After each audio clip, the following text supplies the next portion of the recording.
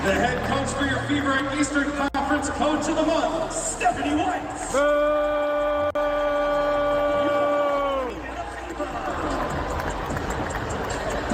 God, I wish they'd fire her already. That reaction is the story. Stephanie White's name gets announced. The boos come immediately, and one fan can clearly be heard saying they want her fired. Welcome back to Baskley, because the bigger question is how a coach goes from being accepted by this fan base to getting that kind of response inside a Fever game. The head coach for your Fever and Eastern Conference, coach of the month, Stephanie White.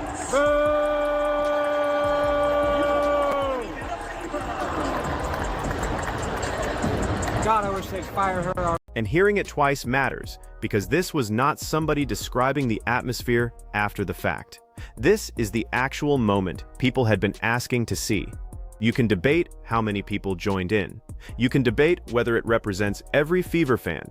But you cannot debate that there were audible boos when Stephanie White was introduced.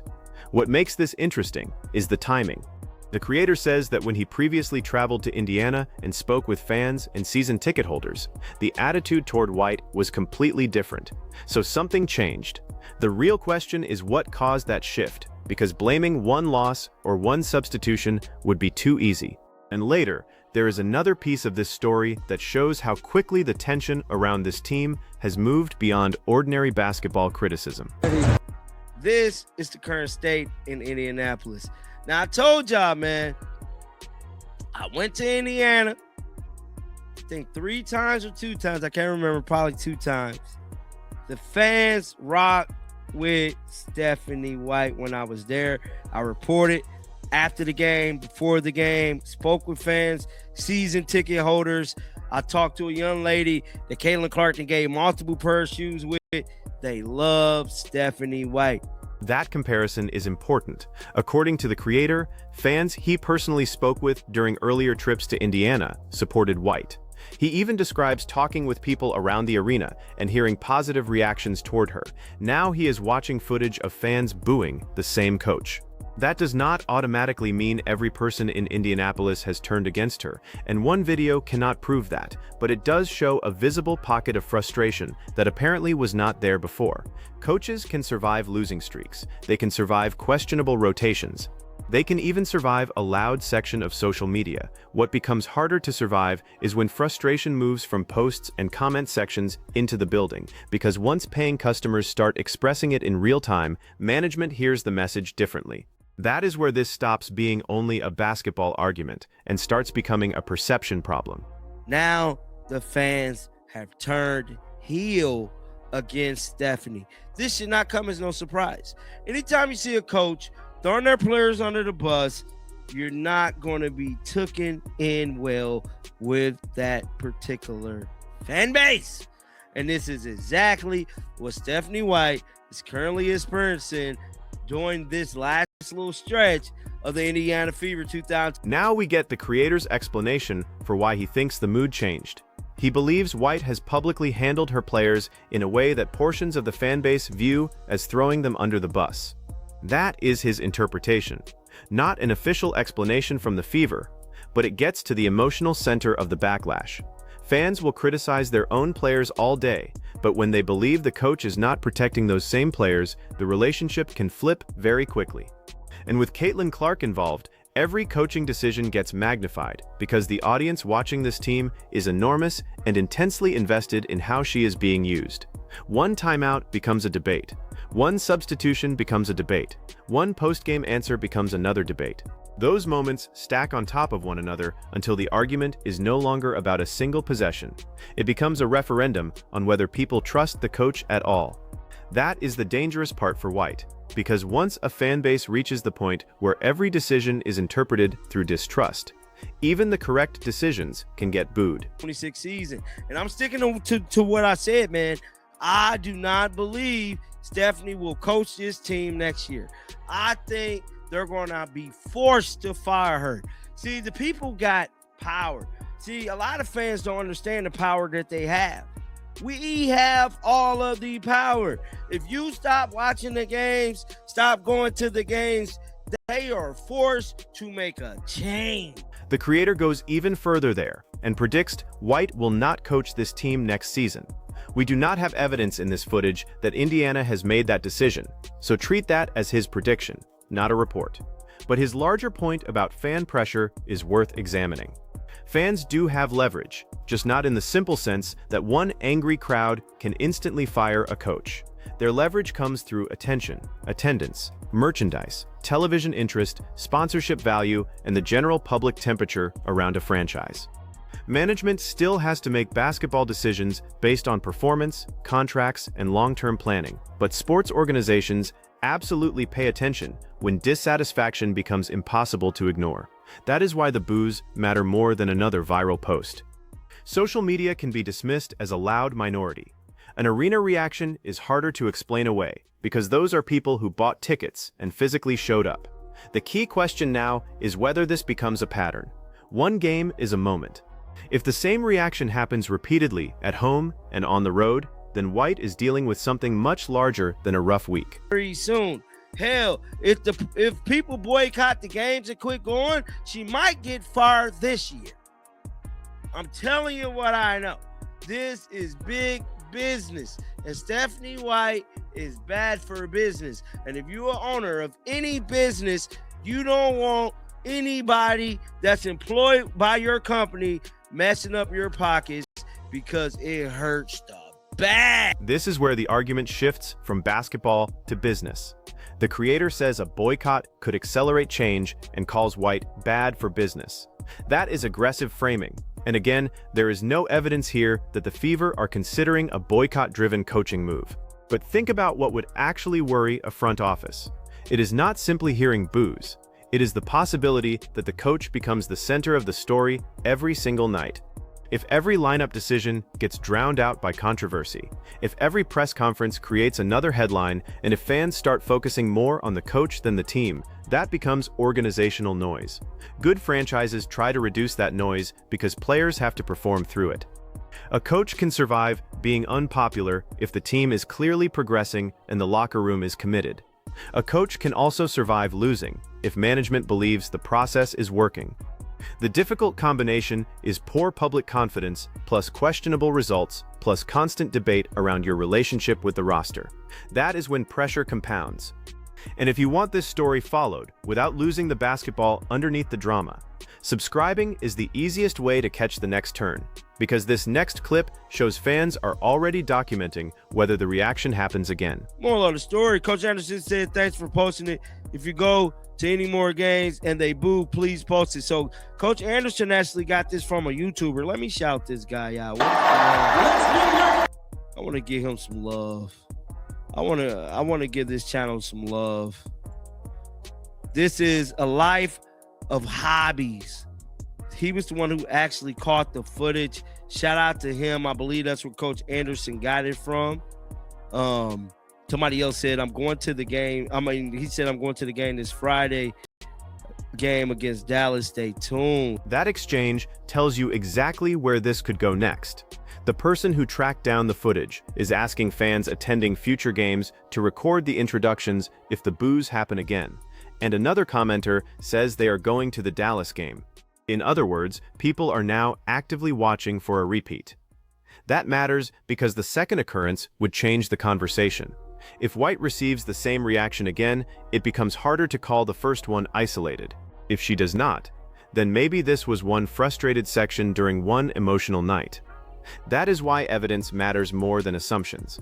It is easy for a viral narrative to become every Fever fan wants her gone, when the actual video only proves that some people in that arena booed. The responsible way to read it is narrower. Dissatisfaction is real enough that it has entered the building, and people are now looking to see whether it spreads. The fascinating part is that the creator barely finishes that story before moving to another controversy involving DJI Carrington, and this one takes the temperature from fan frustration to a much more personal confrontation. Yeah, bro. Kayla Clark released these green shoes. They nice. They real nice. I ain't gonna lie. But we got to get back to business, and that is DJI Carrington. She has been in the headlines for the last, I would say, 7 days. Now, before we get into her pretty much clotheslining another player, this is something I just found out. DJI Carrington had a fan removed from the game. Carrington also just said something. That pivot is wild because Carrington has already been dominating the conversation around this channel. And now the creator introduces a separate incident where he says a fan was removed after an interaction near the sideline. The transcript does not give us enough information to know what the fan said, what Carrington said, or why security ultimately intervened, so nobody should invent a motive from a few seconds of footage. Players are entitled to security when a spectator crosses a line, and fans also deserve not to be characterized as doing something wrong without evidence. What we can say is that there was apparently an interaction, security became involved, and the creator believes Carrington played a role in bringing attention to it. That alone shows how tense the environment has become. When the relationship between players and fans starts becoming part of the story, every gesture gets interpreted, every exchange gets filmed, and people begin arriving with their conclusion already chosen. But the fan incident is not even the moment that drives the strongest reaction here. The next sequence is the on-court footage, and that is where people have to separate what the replay actually shows from what they feel about the player involved. Now, this is the play. I believe this is the play. Let's watch it. And then she put both hands up right after. Oh, man, she poked her in the eye.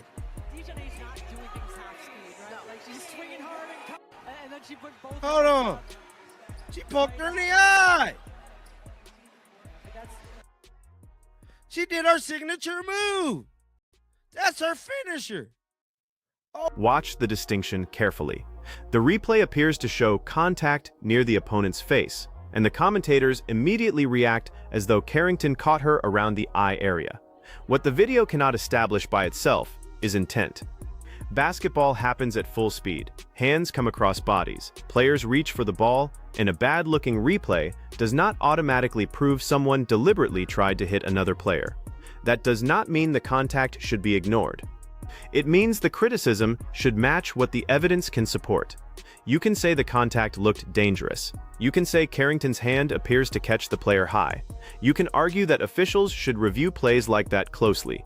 What you cannot responsibly do from this clip alone is jump inside a player's mind and declare exactly what she intended. That standard matters because once somebody has developed a reputation among fans, every new clip gets interpreted through that reputation. If people already believe Carrington plays recklessly, they see this and say, there it is again. If they defend her, they see a basketball play that went wrong. The footage becomes the same. The interpretation changes depending on who is watching. Wow, and then there's this one. This was the play right here.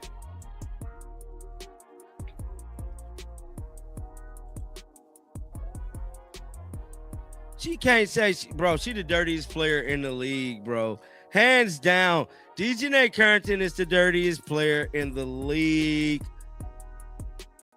Definitely is. And there is the strongest claim in the entire source video. The creator calls DJI Carrington the dirtiest player in the league. That is an opinion, not an official designation, and it should be treated like one. Still, you can understand how he gets there from the sequence he has chosen to present. He is not reacting to one isolated frame. He is connecting multiple plays, the previous controversy around Carrington, and now another clip where he believes the contact crosses the line.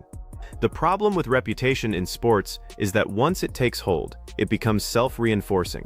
A hard foul from a player with no reputation is often described as physical basketball. The same foul from someone already viewed as reckless becomes evidence of a pattern. That is why Carrington is in a difficult spot publicly, even when intent cannot be proven. She is not just being judged on the current possession anymore. She is being judged against everything viewers remember. Here on Baskly, that distinction matters because criticism gets stronger when it is precise.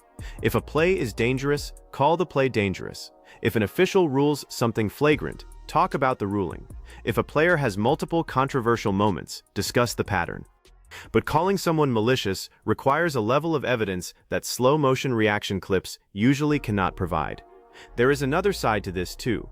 Physical basketball has always lived on a line. Defenders are taught to contest aggressively, prevent easy scores, and make opponents uncomfortable. The league cannot eliminate contact without changing the sport. But there is also a responsibility to protect players when contact moves away from a legitimate basketball action and toward the head or face. That is why officiating standards matter so much. Fans should not have to decide punishment based on who they like. The same action needs to be judged consistently, whether it comes from Carrington, Clark, Cunningham, Boston, or anybody else.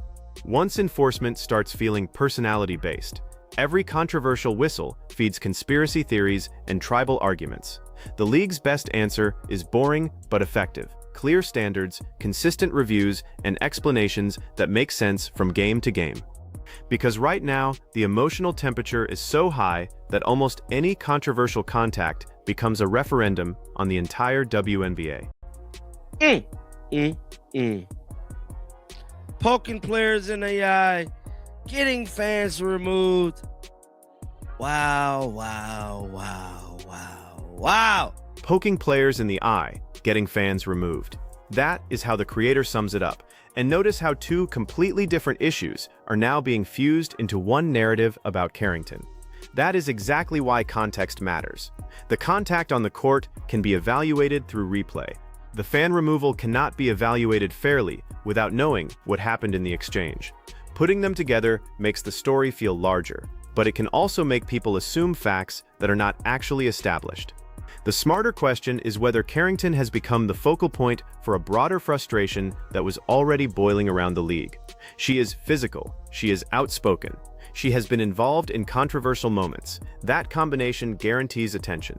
But once attention becomes hostility, people stop evaluating individual incidents and start looking for confirmation of what they already believe. And that connects directly back to Stephanie White. These stories look separate at first. One is about a coach getting booed, the other about a player drawing criticism for physical contact and a sideline interaction. But both are really about trust. Fever fans who distrust White interpret every decision as evidence she is the wrong coach. Fans who distrust Carrington interpret every physical play as evidence she is intentionally crossing the line. Once trust disappears, nuance disappears with it. That does not mean the criticism is wrong. It means every side needs better evidence because emotions are already doing most of the work. For White, the cleanest response is winning and showing clear command of the team. For Carrington, the cleanest response is playing hard without giving critics another replay that can dominate the conversation. And for the league, the cleanest response is consistent enforcement, so fans are arguing about basketball instead of trying to guess which standards apply to which player. Guys, get down in the comment section. Let me know y'all thoughts about this, man. Make sure y'all keep them bells on. And until next time, dog, shake the haters off. I'm out of here, baby. So now you have to choose which story is actually more serious. Is Stephanie White facing a genuine turning point because frustration has moved from social media into the arena, or are people overreading one loud reaction before we see whether it happens again? And with Carrington, are these clips evidence of a pattern of reckless play, or is reputation causing every physical moment to be judged more harshly than it otherwise would be? I want your call on both, because the next Fever game can give us real evidence on the White question, while every Carrington possession is now going to be watched under a microscope. Subscribe if you want the follow-up when those answers start coming in, and tell Baskley which side you are taking.